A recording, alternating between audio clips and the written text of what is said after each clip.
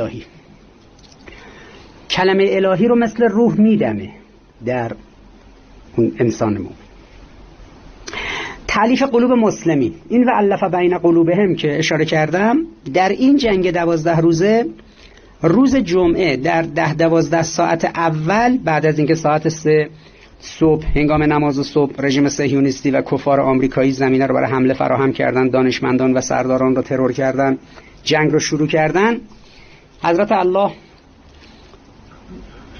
از طریق حضرت جبرائیل و جنودش در همه مردم ایران تألیف قلوب ایجاد کرد. بین مردم و امام مسلمین تألیف قلوب به وجود اومد، نسبت امت امامت شکل گرفت، مردم شدن یک امت، همه قلبهاشون متحد سمت ولی فقیه و این کار جنود حضرت جبرائیل. به پیامبر جلیل القدر اسلام در آیه 62-63 سوره انفال فرموده که اگر خدعه کنن در کار تو پیامبر، من بر تو کفایت میکنم.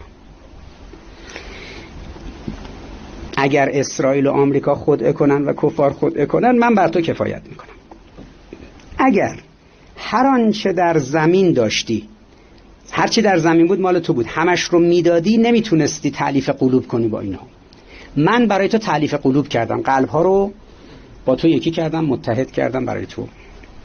پس تألیف قلوب مسلمین که شما به عنوان یه چشمه از یه آیت دیدیتش توی این جنگ 12 روزه اخیر، این توسط حضرت جبرائیل و یارانش انجام میشه. قذف رعب در قلوب.